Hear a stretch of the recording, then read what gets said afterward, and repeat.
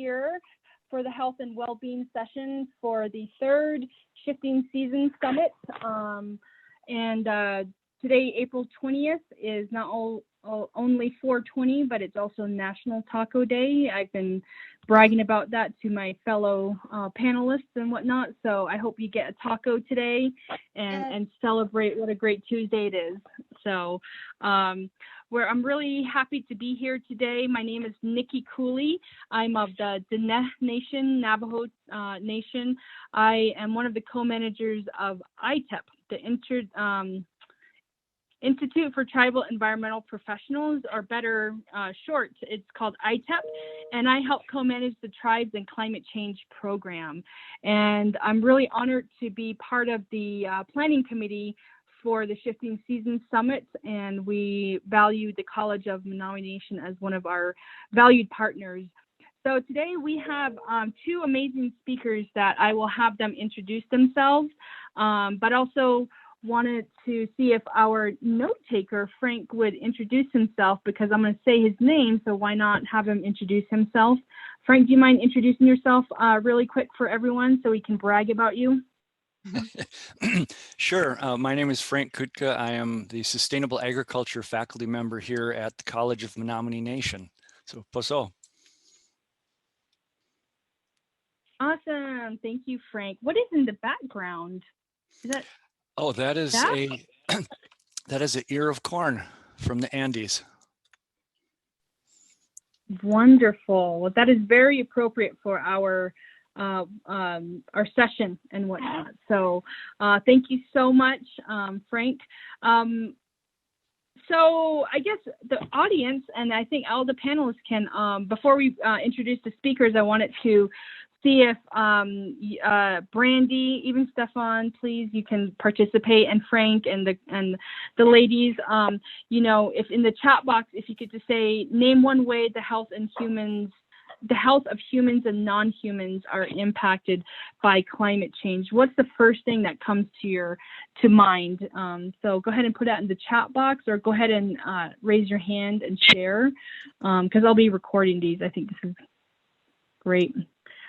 Brandy says, access to nutrient-dense food and clean water.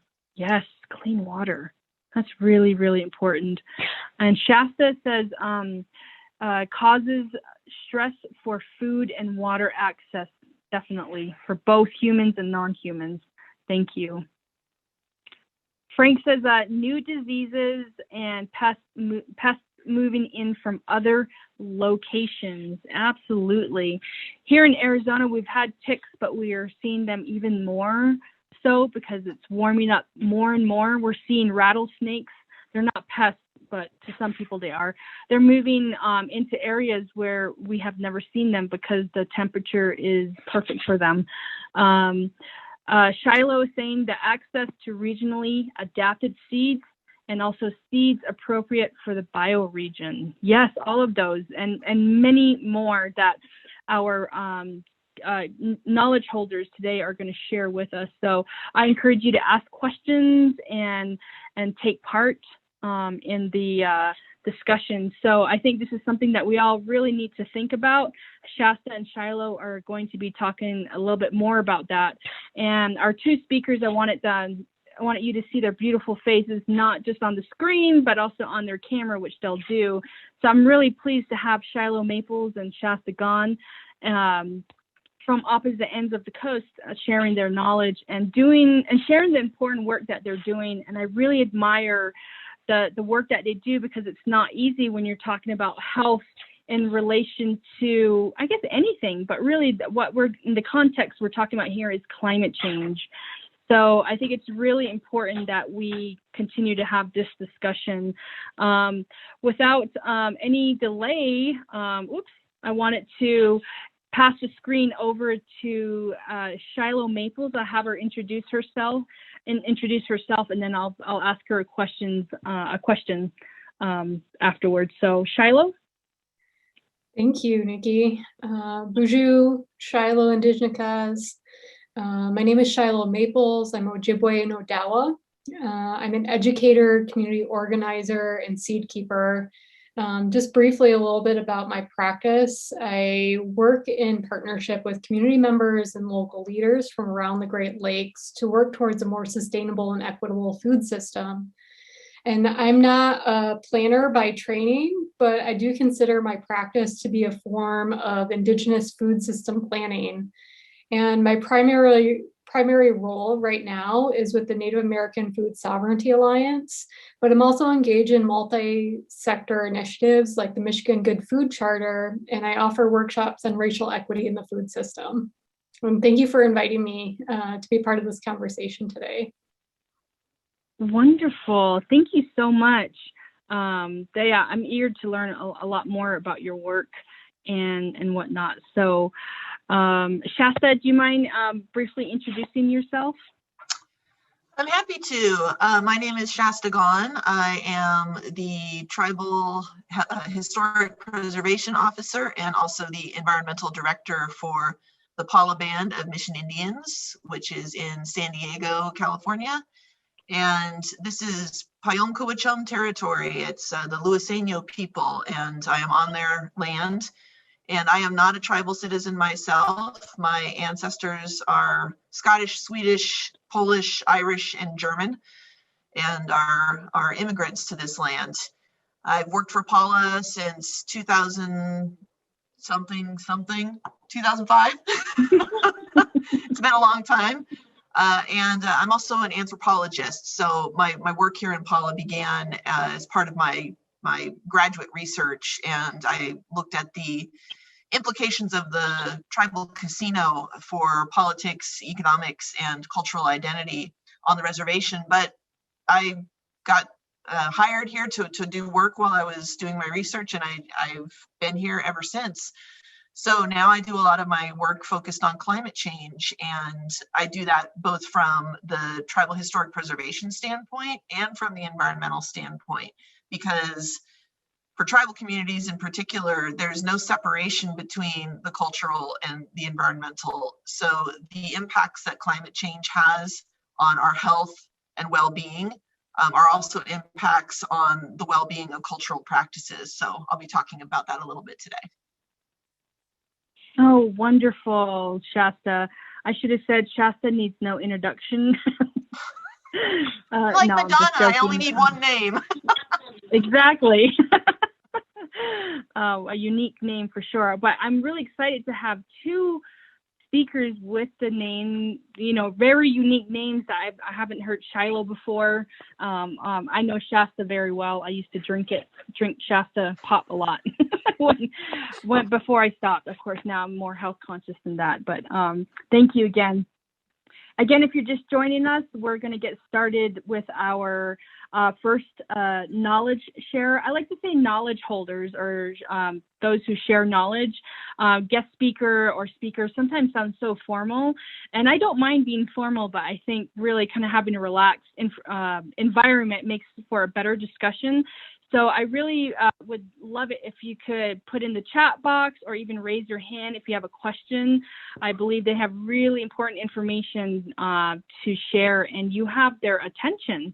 You have them all to yourselves, and so please ask questions or share your own knowledge. And speaking of, I'm going to pass it over to Shiloh. I was wondering if you could just tell us more about your work and your efforts toward a more sustainable and equitable food system, and how does your work relate to the health of our Mother Earth and also our fellow five-fingered humans? We like to say, in Navajo, the humans. So Shiloh, go ahead. Yeah, thanks, Nikki. So I guess before I share, I want to share a couple of projects or areas of work that I'm involved with right now. But before I kind of dive into those, some of those details, I want to just briefly talk a little bit about why food systems work for me. And so I really see food systems encompass multiple sectors and stakeholders. Food systems planning for me really seems like a prime strategy for social, environmental, and economic change.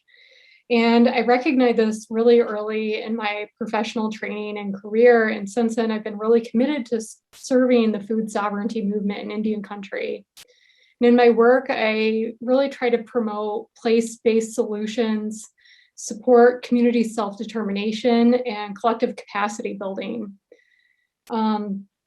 I feel really strongly or believe that, the health and well-being of humankind is interconnected with the well-being of our non-human relatives. Therefore, reciprocity in our relationships has been a guiding principle for my practice as well. In other words, I really see my food sovereignty practice as core to my life as an Anishinaabe woman, and as means to really fulfill my sacred responsibility to my relatives, both human and not. And for nearly a decade, I've been working throughout Michigan and the region's Indigenous communities to really help increase access to our traditional cultural foods and create opportunities for our communities to fully practice and preserve their foodways in different contexts. For the last 9 years or so, I've been working primarily in Detroit's urban community, trying to help our community really define, our intertribal community, what or develop means to be more food sovereign in the urban landscape. Because it's very different when you don't have your own land base or legal autonomy like our tribal relatives do. So that's just a little bit about kind of the values and perspectives that I approach my practice with. I'm going to share my screen here in just a second. But one of the first projects that I'm involved with that I wanted to share is the Michigan Good Food Charter.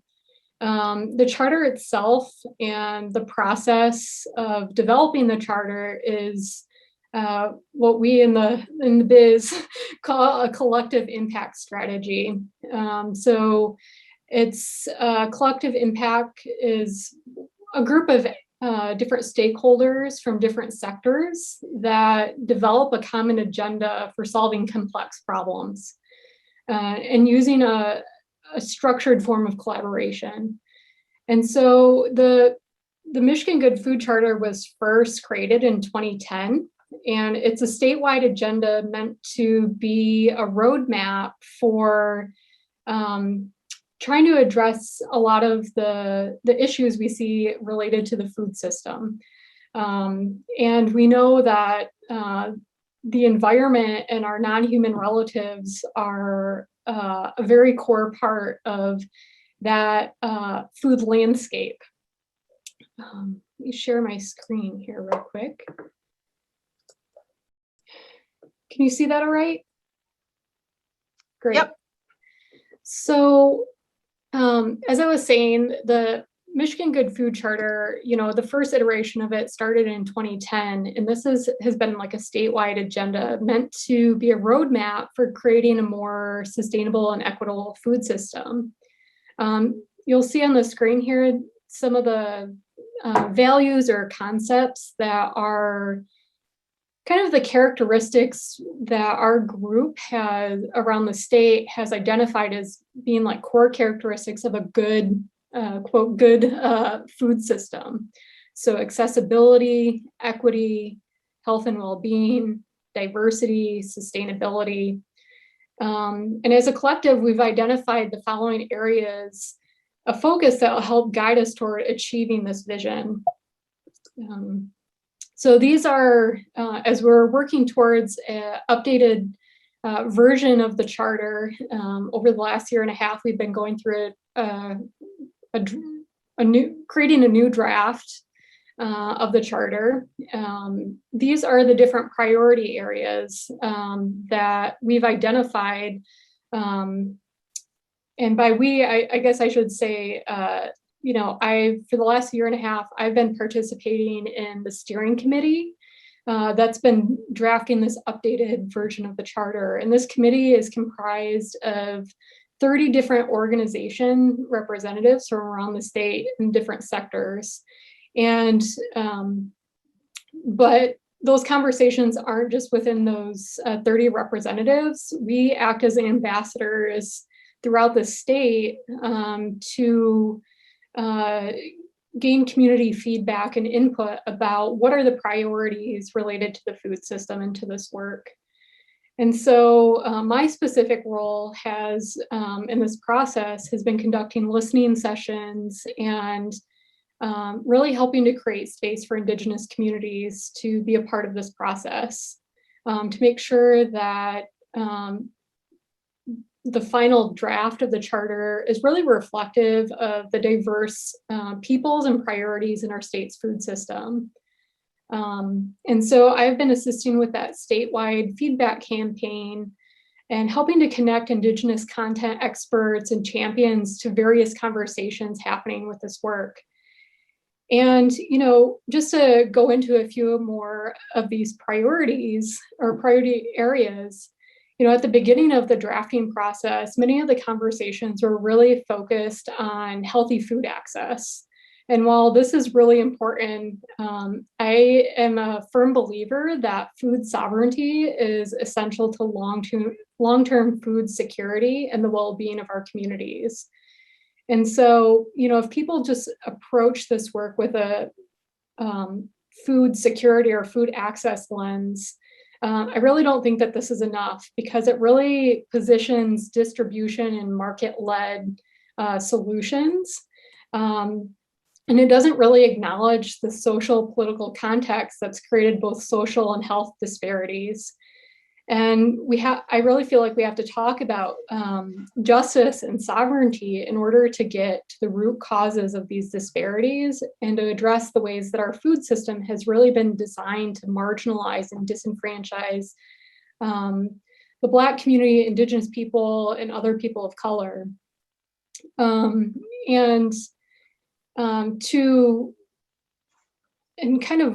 Part of this work has also been advocating for the charter to affirm and support Indigenous food sovereignty.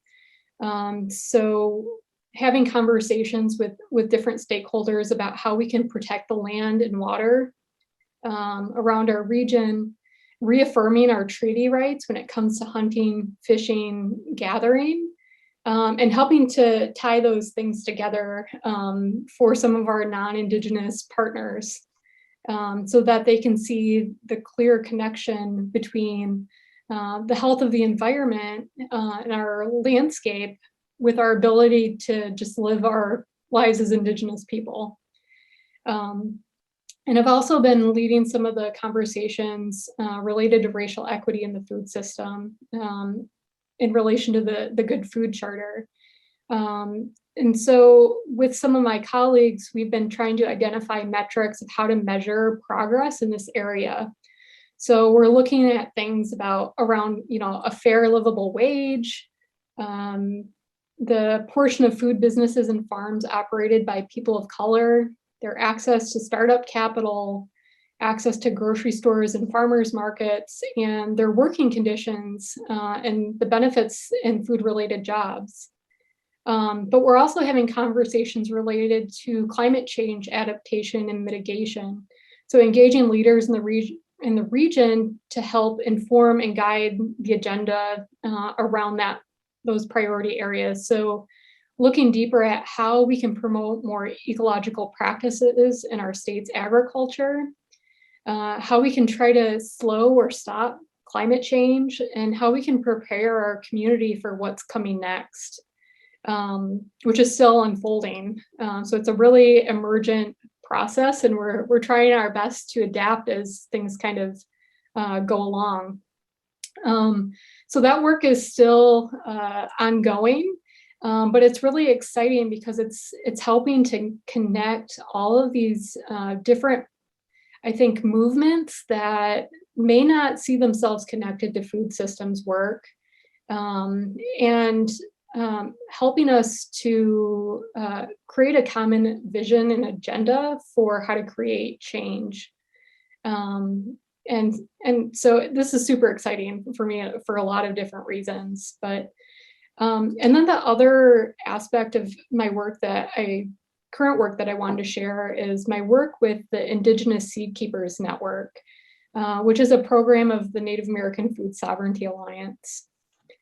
As an organization, the Native American Food Sovereignty Alliance is dedicated to restoring food systems that support Indigenous self-determination, wellness, cultures, communities, economies, etc., but also to rebuild relationships with the land, water, plants, and animals that sustain us. And more specifically to the Indigenous Seed Keepers program, our network, we really exist to help nourish and assist the growing seed sovereignty and food sovereignty movements. And we try to work towards this mission by providing educational resources, mentorship training, outreach and advocacy support, and to help support our the folks and both the individuals and the communities that are a part of our network in ethical seed stewardship, and to help protect their seed relatives from patenting and biopiracy. And so more specifically about my role in this work, my role is really to help build a more resilient supply of ancestral, regionally adapted seeds. So this means supporting the seed sovereignty work that is really a foundation of food sovereignty. My day-to-day work includes coordination of peer-to-peer learning opportunities, hands-on field days, and working with our national program director, Rowan White, to develop tools and capacity building trainings for our local communities. So for example, our seed sovereignty assessment toolkit and a seed rematriation guide that will be released later this spring. And I'm really excited to be working with our network this year and taking the next steps towards establishing a regional Indigenous seed growers cooperative. And this is not for the sale of seed, but to reestablish our traditional trade routes and agricultural systems to increase the availability and resilience of our ancestral seeds. And as seed keepers or stewards, you know, I see ourselves as cultural memory keepers for our communities. And as we carry knowledge related to local traditions, practices, protocols related to seed stewardship and these culturally significant foods. And as a network, we recognize that seeds and those relationships with our non-human relatives are part of our precious collective inheritance. And as seed stewards, we're helping to safeguard this for future generations by revitalizing and preserving our sacred stories, cosmologies, histories, and those those land-based practices that are relevant to our specific locations. And this work is exponentially more valuable than any job title. It's really beautiful and meaningful way of life and a daily practice that's really core to my everyday life as an Anishinaabe woman. And I consider it a really great honor to support all of my relatives in this really, what I consider to be really like liberation work. Like specifically related to seed rematriation, helping our seed relatives come home and preparing our communities to, to ensure that we have the capacity to receive those relatives when they do come home. Do we have the community infrastructure and skills in place to be good relatives and to be good caretakers of that inheritance? And so, I know I ran through a lot of information there, and I will, after the session, post links in the session files to the different projects that I mentioned. But that's kind of a big overview of a couple different initiatives that I'm involved with related to food systems work, climate, and supporting the overall well-being of all of our relatives.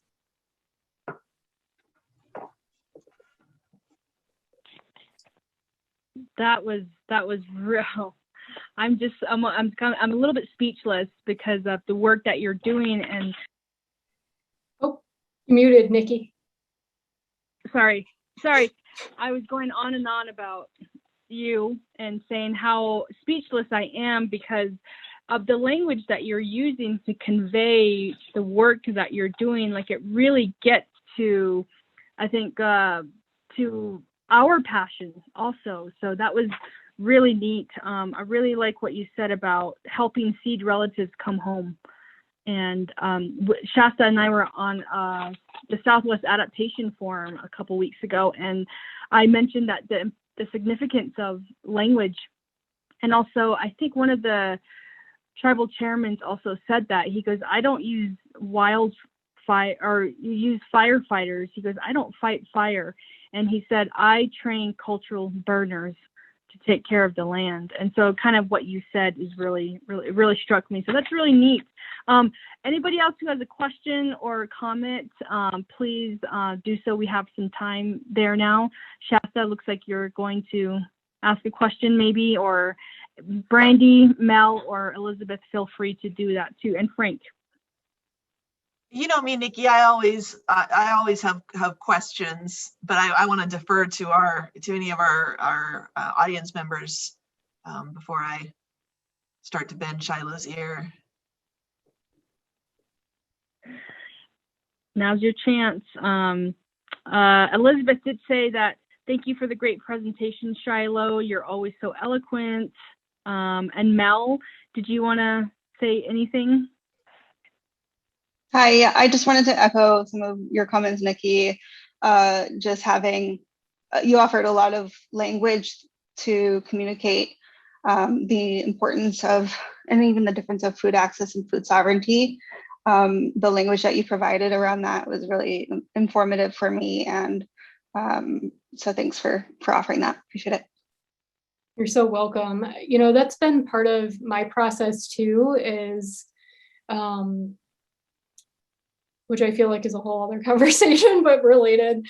But, you know, my own personal journey to coming to this work was about coming home to myself as an Indigenous woman. So reclaiming my identity and my ancestral traditions and knowledge.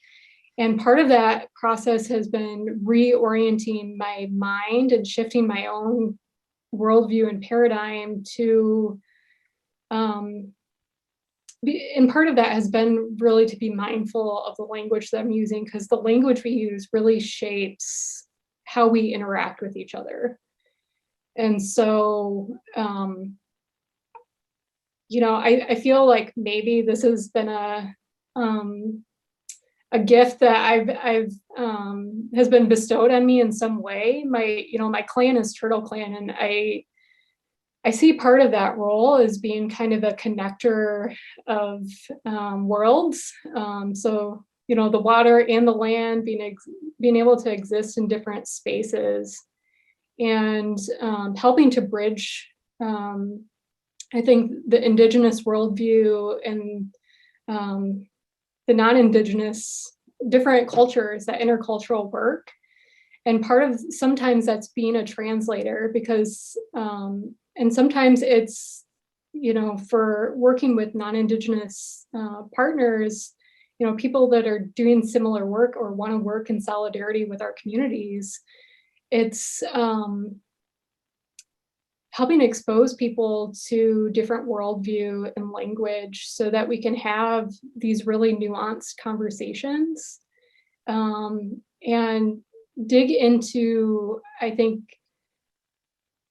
you know, and even kind of related to this, I guess what I'm kind of getting at is, like, I'm even trying to shift away from using the term food system. And because I feel like can be kind of sterile or siloed in the way that it looks at these relationships, all these connections. And so my team member who I mentioned earlier, Rowan White, she and I have been talking a lot about relational food landscape. And so when we're looking out over the landscape of the territories in which we live upon, we see all of these interconnected relationships. And that to me is more of a food system. It's much more reflective of how I'm looking at it than this language that's used to talk about different sectors of the food system. So just trying to bridge those worlds, I think, with being a translator of sorts, I think is some of the, in some ways, the unpaid labor sometimes of doing this work and being in the positions. But it's also, I feel like, a really sacred space to be in. And a role to play. So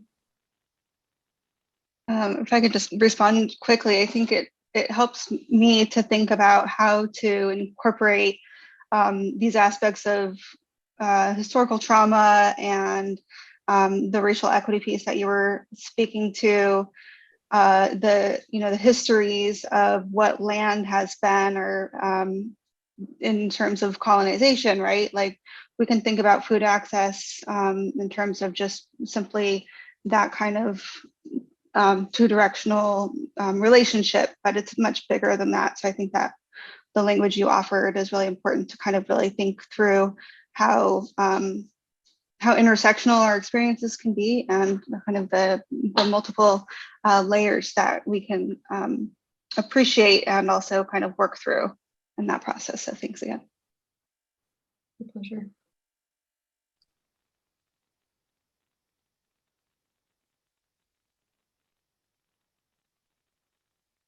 Anyone else? Frank did put a nice note in the box saying, your vision of wellness smoothly spanning from our bodies and across the land as one whole is inspiring. Very poetic, very well said, definitely.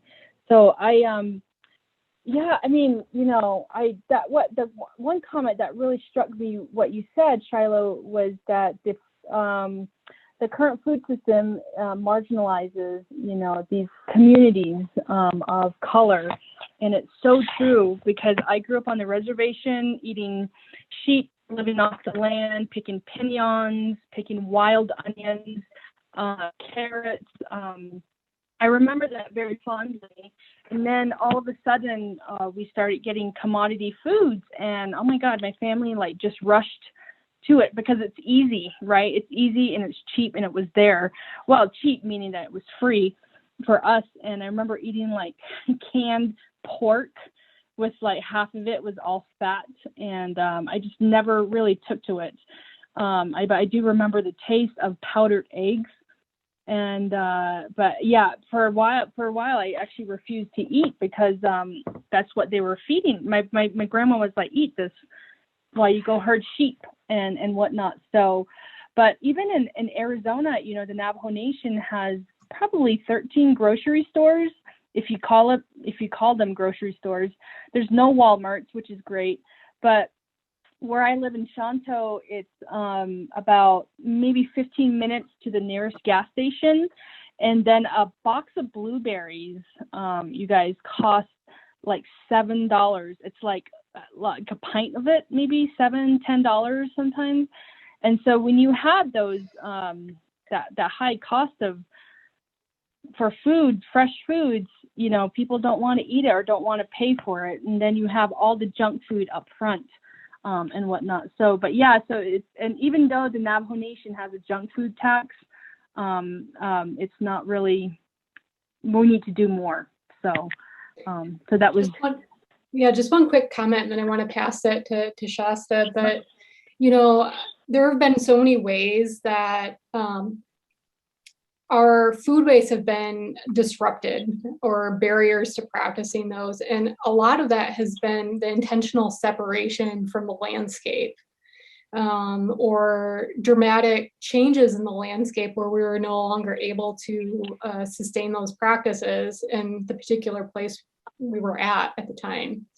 And so, this is part, I think, of a much larger story of our communities. But also to kind of wrap that up, I often talk about my racial equity work related to the food system, about how even, you know, the white population and immigrant communities have experienced this loss of foodways, ancestral wellness practices connected to food. And, you know, there's so much pressure when people first come to this country, and this is historically and still today, to give up their food practices, or because they can't find access to food, or to they feel pressure to assimilate in different ways.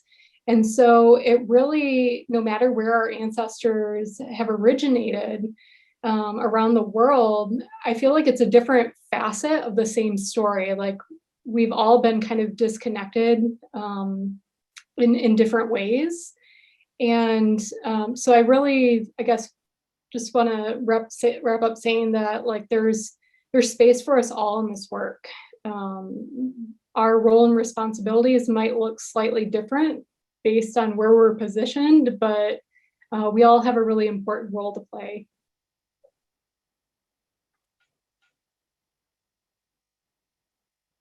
Well, You muted yourself again, Nikki. I know. I'm just so excited about the conversation. We could go on and on, but thank you so much, Shiloh. I know there'll be more questions. I bet people will be looking up your organization, but I want to do a little shift to the other S, Shasta, in the group. I've known Shasta for a while, and I hope Shiloh and others, I get to know you more and about the work you're doing and how we can spread the good across the country. But Shasta, you and I have talked about this quite a bit in the past too, but you present on psychosocial resilience in the context of dealing with climate change impacts, flooding, wildfire, what have you. Can you talk about how this translates to the well-being of humans and non-human relatives? Yes, absolutely. And I feel like now I can tie it all into a lot of what Shiloh was saying, because I do work on psychosocial resilience, which is sort of a strange place for me to be. But what I have found in the work that I do on climate change adaptation, and my work is specific to tribal communities, but I think this applies across the board, is that we're not spending enough time looking at the mental health and emotional health impacts of climate change. So this is becoming a little bit more of a focus, I think, over the last couple of years, but it needs to become a part of our adaptation planning process, is putting some structures in place so that people have ways to help them cope with some of the most traumatic difficulties that they're facing and the losses that they're facing. And so, we provide some skills training and some various resources for those who are working in the climate change space to take to their own communities. And the hope being that we can have broad enough practices and principles that they can be, applied generally, but then tailored to be more specific to individual communities. So, what does that mean for the well-being of, as you say, Nikki, the five-fingered or all of our relatives? And, if I can expand that, non-human relatives is not just our animal relatives, it's our plant relatives, it's our landscape relatives, it's the air, it's the water, it's everything. And so I think we know very well what the impacts are on our landscapes, on our air and our water, and those different habitats and environments that are being so badly affected. And I think the mental stress, the emotional trauma, the loss that we feel, I don't think that it's unrealistic to say or wrong to say that our non-human relatives feel those things too. Now, that's, for me, is a not a typical thing for me to say. Having been raised the way that I was, I did not see the rest of the world as being a relative. But my work in Indian country, you know, with my colleagues has changed my point of view on those things. And I believe that if the world itself is not well, then the people aren't well, the plants aren't well, the animals aren't well, and even water, I think that it has an emotional health to it. A river that's choked with trash, that's not a happy life. I have one of my staff here. He grew up in Ohio, and he jokes about it, but it's kind of that black humor that we use when we're sad about things, and you feel like if you don't laugh, you're going to cry. You know, so he jokes about how I think it was the Cuyahoga River in Ohio was on fire. How does that happen?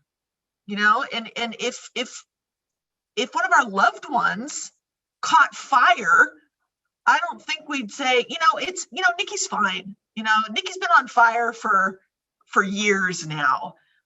It's because she stopped eating the mutton and the corn and she started eating that commodity pork, you know, and so now I'm sorry, Nikki, I'm using you as this example. It just occurred to me, but she's now so polluted with the unhealthiness of those commodities that she's on fire.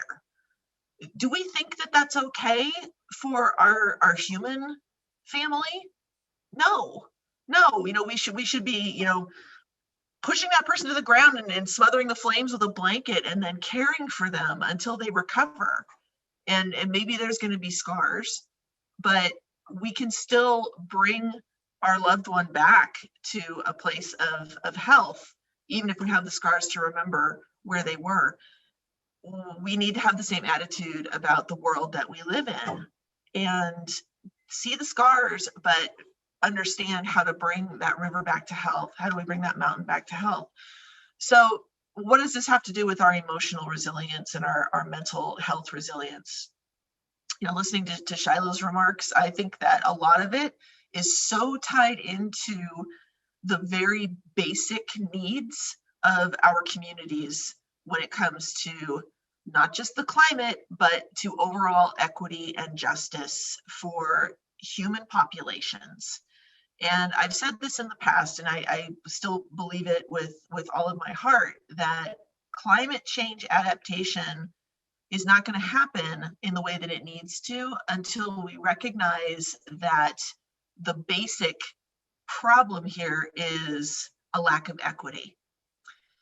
Climate change is a problem of capitalism. And if we don't do something about the inequities of capitalism, then we are not going to be able to adapt and mitigate climate change. And that means that we are not going to be able to manage our mental health.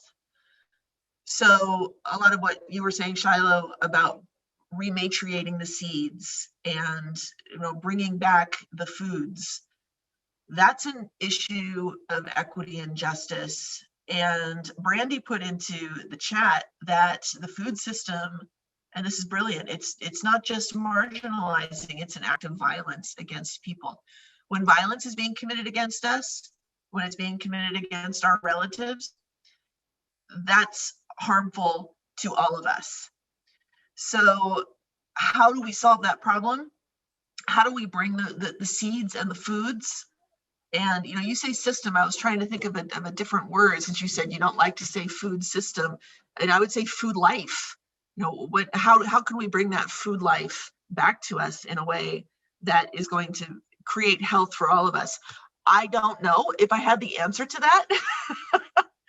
I would certainly be, you know, out there evangelizing about the solutions. But I think if we recognize that we're all unhappy and that we need to do something about it, then we'll come together in a way that creates solutions. Now, that sounds very Pollyanna. It makes it sound like it's an easy thing to do.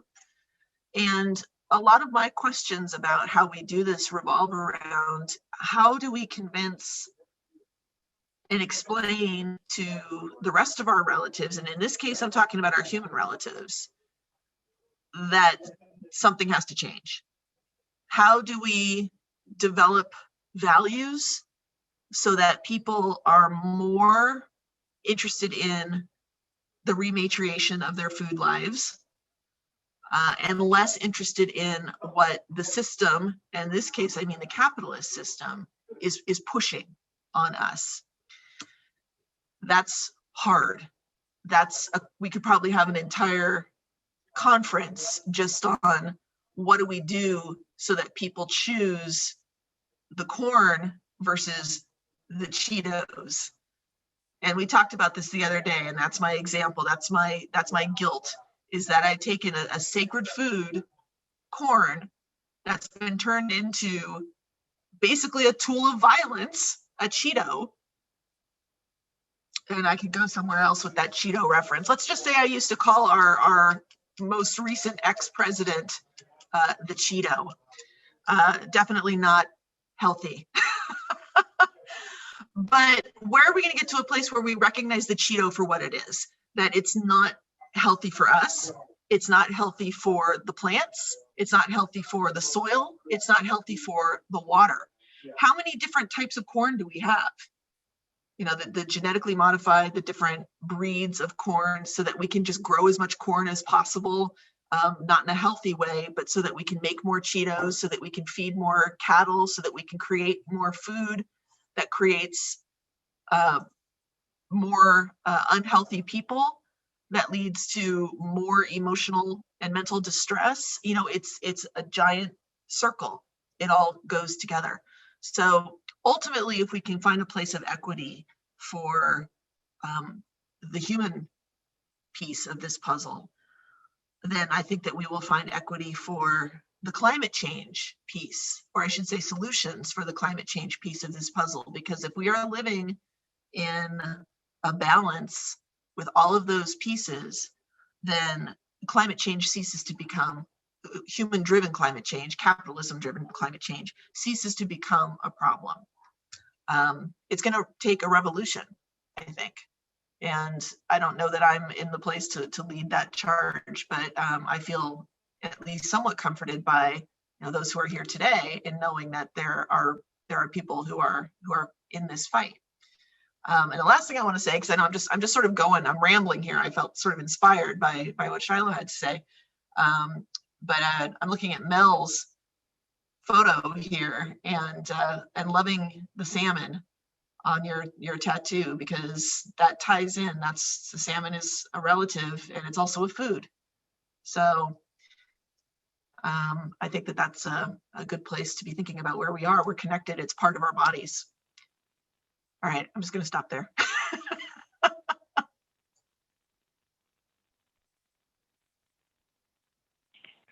Anyone have a comment to share or to offer Shasta, or a question?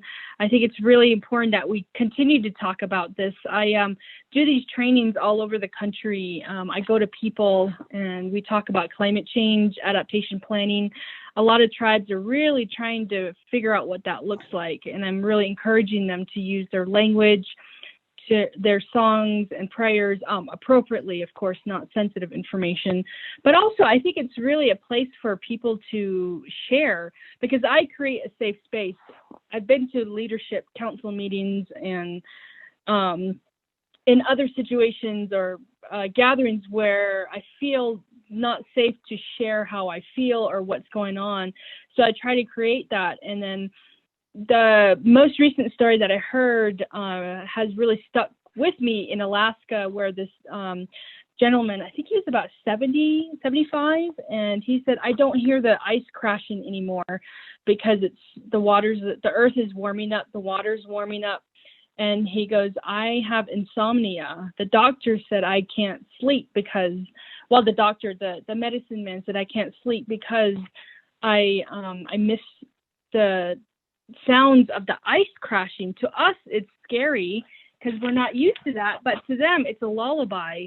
And he goes, we don't gather on the riverbanks anymore because there's no more ice. It was a community gathering where they used to, I'm laughing because I can just imagine how fun that is to watch ice crashing or see a seal floating by on a big piece of ice on the river, you know, and he goes, we don't do that anymore. And it really stuck with me. That was a form of trauma for him, because 70 something years old, and that was the first year he didn't hear ice. You know, when you're missing that important piece of your life, you know, I can't imagine how traumatic or, you know, psychologically, spiritually draining that is. So I think that's really, really, we need to have this conversation even more. So. Well, I will just add, based on that comment, that, you know, that's something I bring up a lot in the work that I do, because it's often hard for people to connect their sense of, you know, depression and foreboding and anxiety to something concrete. And they look at the climate change narrative and they think, well, you know, a couple of things. Either one, this is not going to affect me because I'm old enough that I'll be gone before it's that big of a deal. Or they just think it's too big. What can I do? You know, what can I do as an individual?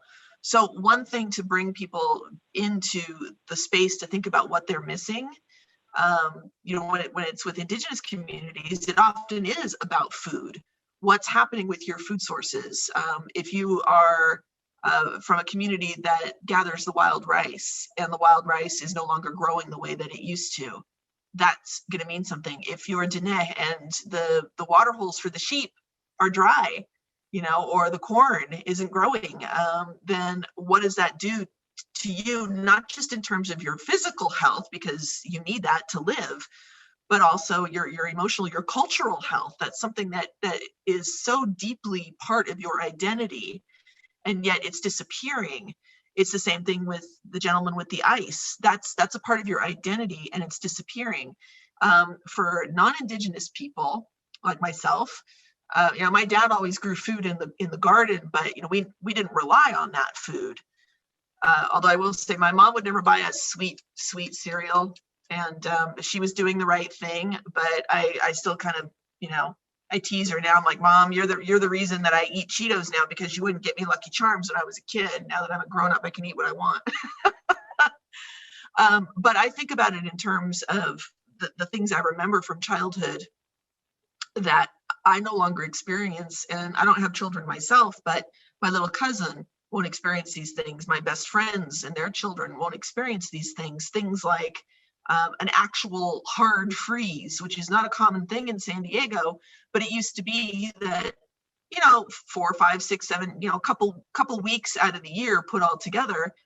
During the winter, there would be like really cold, you know, and for us, again, in San Diego, really cold means it might be 25 degrees overnight. That doesn't happen anymore.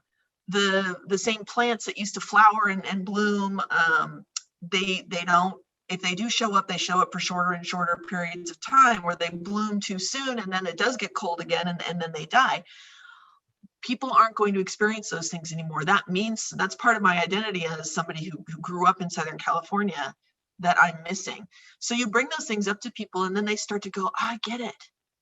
I get why I feel, you know, a loss, because they can't necessarily articulate what they're losing from the threat of climate change. So if they don't have a food, you know, they don't have a landscape, they still have experiences, and bringing that to them and saying, don't you want your children and grandchildren to be able to have these experiences? And it helps them to put a face and a feeling on this nebulous kind of, oh, I feel terrible and I'm worried, but I don't know why.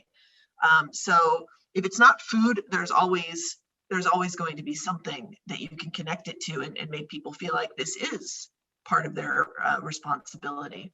Yeah. You know, what you were just describing, Shasta, about that loss of identity, and when a place changes, like, you know, I've even experienced that at times myself, of like realizing, and it's an intergenerational processing of this, about how the relationship that my ancestors had with a certain place, and then realizing, when I became more cognizant of the scale of things that my community has lost, that my family has lost, and relationship to place, and how like the wave of grief that like came over me and like the processing that I had to do, and then realizing that reclaiming these things and protecting them was a large source of medicine for me. And incorporating that into my life, and and even thinking about some of my earlier work in Detroit, some of the programming that I was doing was nutrition education through cooking classes. And our cooking classes were designed to align with our traditional Anishinaabe calendar. And to think as seasons are shifting, that calendar like is meant to reflect like the phenology or what's happening in nature at that particular time of year. And that instructs us as humans what we should be doing, what practices we should be engaged in, what ceremonies need to be happening to keep that balance and to reaffirm those relationships with the natural world, with our non-human relatives. And as these things shift, like that creates an entire like cultural shift. And so the last few years of doing that type of community programming, there have been a lot of questions like, in light of climate change, like how do we adapt this information? Like if our moon is maple sugaring moon and the maple trees don't grow here anymore, or it's interrupted the sap cycle, what does that mean for us as people of this place? Which is a huge thing for us to think about. And a comment you made earlier too, when you're talking about equity, how a lot of it just comes down to equity. I think another word or concept that's kin to this is reciprocity. And how can we instill that sense of reciprocity or those reciprocal relationships in people? And I think that Indigenous cultures do that. But how do we help the rest of the world that doesn't see relationships like that, and being like, that's a core part of like sustaining all life, is that reciprocity and being in right relationship. And like, what does that right relationship look like in practice? And helping people to see that the natural environment is just an extension of ourselves. And so when we take care of it, we're taking care of ourselves. Like there's no separation. And, but it's like I was saying earlier, it's a completely different worldview. It's very, very different from how a lot of people view the world. But luckily in my experience, something really positive about this, that I've with majority of folks that I interact with outside of Indigenous communities, like they're very intrigued by the way of relating to the world in that way.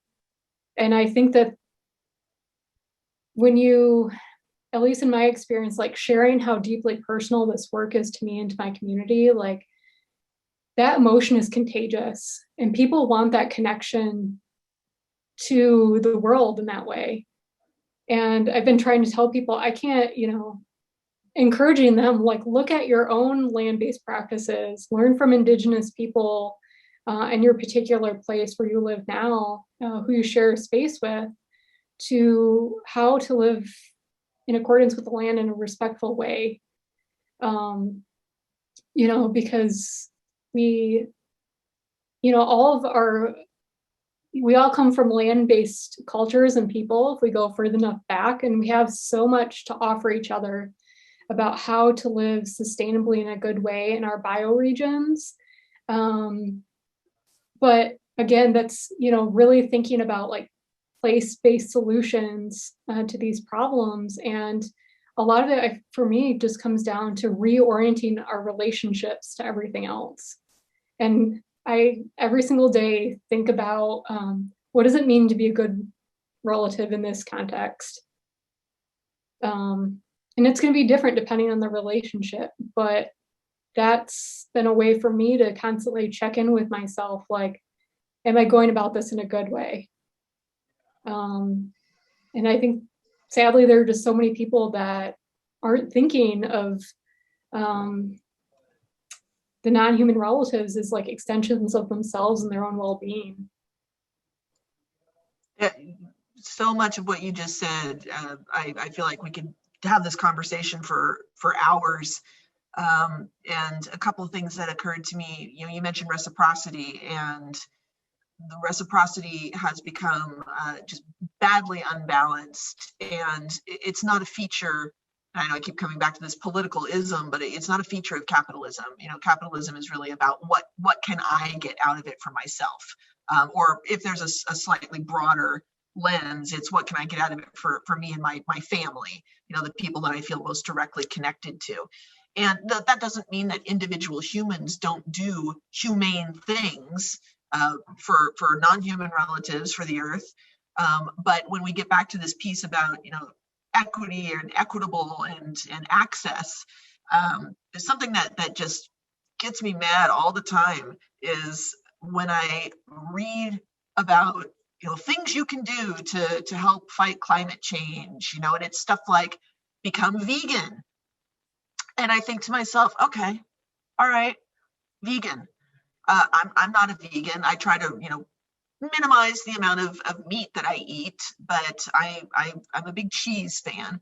So I'm reading this article the other day, and Real Simple, one of those, my mom got me the subscription because she got a free one when she renewed hers, and so it's become vegan. And if you miss cheese, here's like these 5 different brands of nut-based cheese. And I'm reading that and I'm thinking, the person who is in a food desert, the person who is barely making enough money to pay rent, the person who is having to rely on public transportation to get to the store is not going to spend $15 on a 6-ounce block of cashew-based cheese,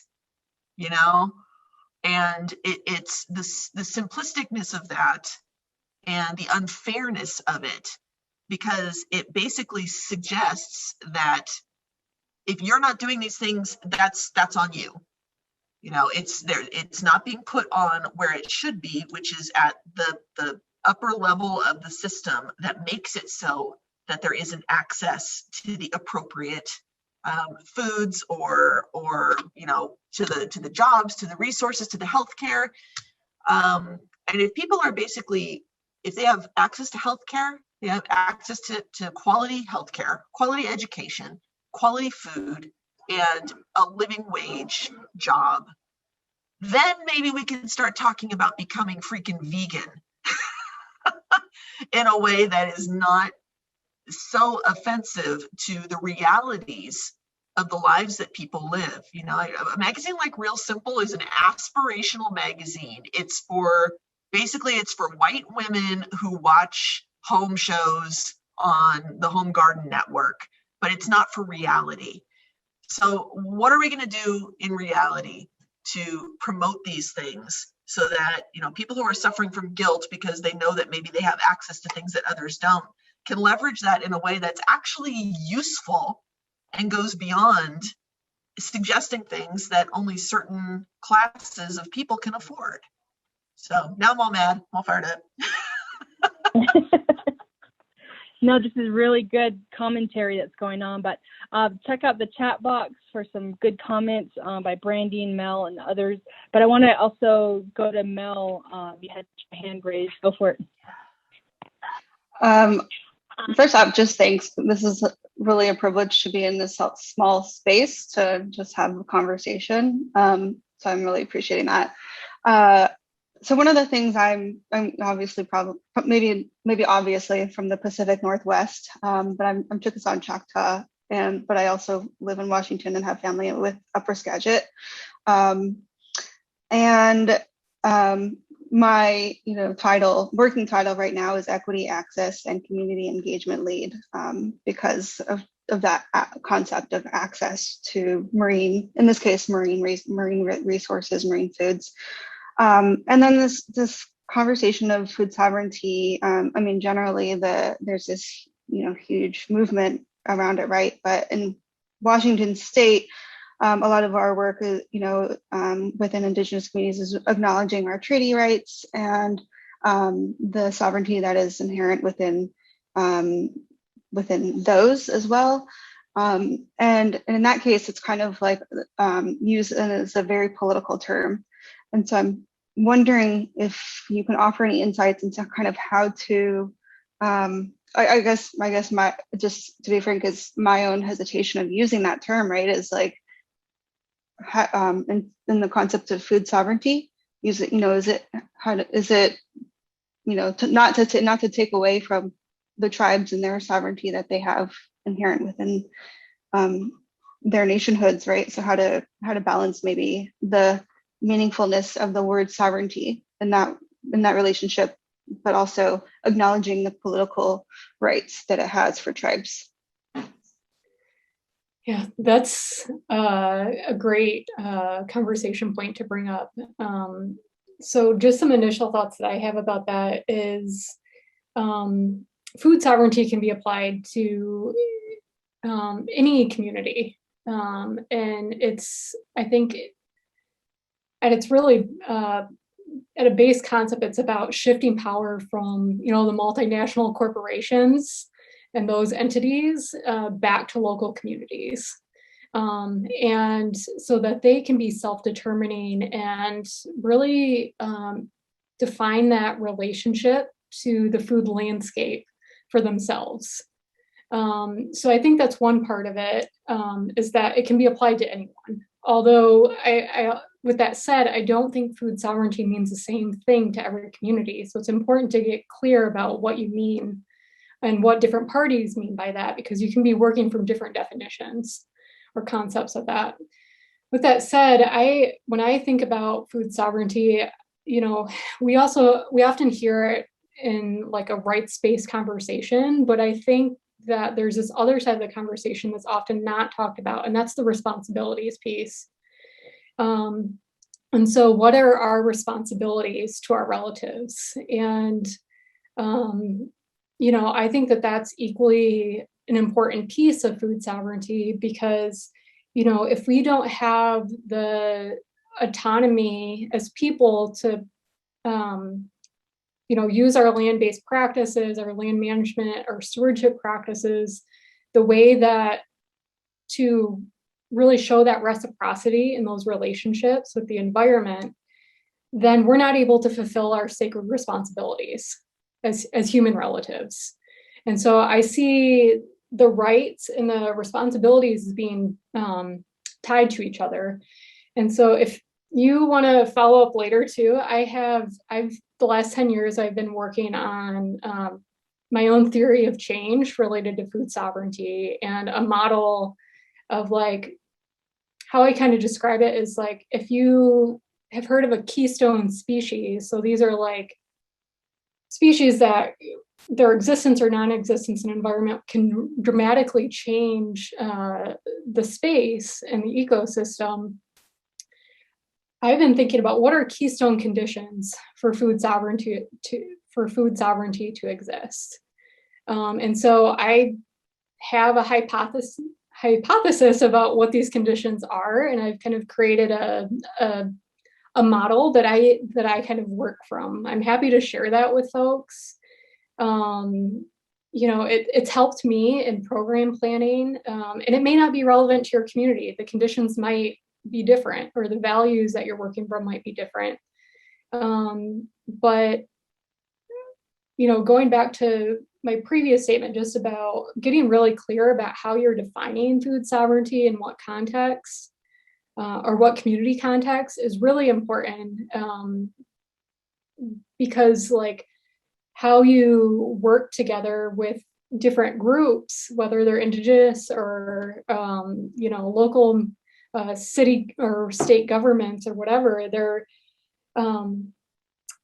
how you frame that is really going to change the development of your work, and how that kind of relationship looks between your different priorities. So just some of my initial thoughts. That's so cool, Shiloh. I'm so excited to follow up on that. and I so connect with the keystone because it's the keystone species really is something that came from work with the Makah tribe here in the Pacific Northwest. And we've actually, as part of my work at Sea Grant, have used keystone to define our understanding of people within the equity and justice space here. So I'm so happy to hear about that connection there. Thanks again. Mel, did you say that you're in on the Makah reservation? I know I work with Washington Sea Grant. Okay. And I'm in Washington. Have partners with the Makah tribe, who was the community that whose name I'm skipping out on right now. It's terrible. Who developed the keystone species concept. Makah has an amazing. I know they're TIPO, and they have an amazing adaptation plan for climate change and cultural resources, which includes things like first foods. So yeah, they've done a lot of amazing work. So that's great. Definitely. Oh yeah, Robert. Right. Thanks for that. Really quick, but I know it's going to end. The thing will shut down literally at 12:10. It won't even give us a warning.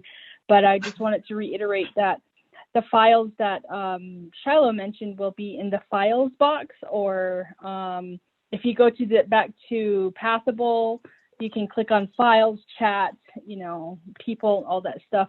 But she did put her email in the the chat box. But also Shasta, I'm going to put a link to the tribal well-being webinar that's coming up.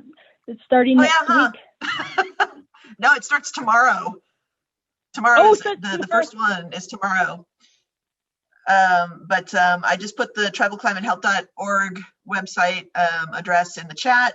And and there's the webinars. So it's not too late to enroll for tomorrow. And then we have another one in June, and then the final in April, May, and June. Yeah. So it's a 3-part series on climate, health, and well-being. Wonderful. Thank you so much. I just want to kind of round it out in the last few minutes that this has been a really amazing discussion, and I've learned a lot. And I think that's one thing that we should not stop or say that we know enough, is that we have to keep learning and whatnot. And we need these discussions to actually feel uplifted. And there's a concept, climate hope, and the hope and the motivation comes from all of you. And Mel and Frank, Brandy, Elizabeth left. Thank you so much for being a part of this session. I know Shasta and Shiloh, you brought so much to the conversation, and I hope we can continue working together somehow, whether it's supporting your work. I will be bragging about you personally, professionally, everywhere, because it has really lifted me up to have this conversation and whatnot. So I got the feels and whatnot. So Shiloh or Shasta, do you have any last things you want to say? I don't know if raise your hand. Otherwise, Brandy or Mel, what do you guys think? Round it out in the last couple minutes. I just want to, again, thank you for the opportunity to be a part of this conversation, and thank my co-panelists. You really gave me some great food for thought. Thank you. So to speak. Yeah. Yeah, same. It's been great. I want to thank everybody that was here. Obviously, we all, learned. I think I can tell from all of us in the room that we seem to be lifelong learners. But I would say the most important thing I'm grateful for about this is that for the first time in quite a while, I am feeling a little bit of hope because of the things that we talked about. And that is with the things going on that we all know about, that just everywhere we turn, everywhere we look. I work at an HBCU. Imagine right now, right, the things that my students are dealing with and that we're working through. I have hope, and I'm grateful and humbled by the fact that I get to experience that today. So thank you. Thank you. Yes, wonderful. Thank you so much. Well, with that, I think I'm gonna close down the session. I've taken enough of your time. Mel, did you want to say anything else, or Frank? No, just the last thank you.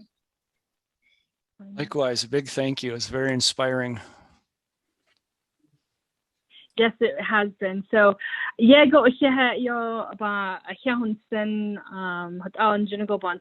So I really appreciate it, and I'm going to be thinking about this a lot. And I'll be contacting all of you. Mel, even you. I know who you work for now.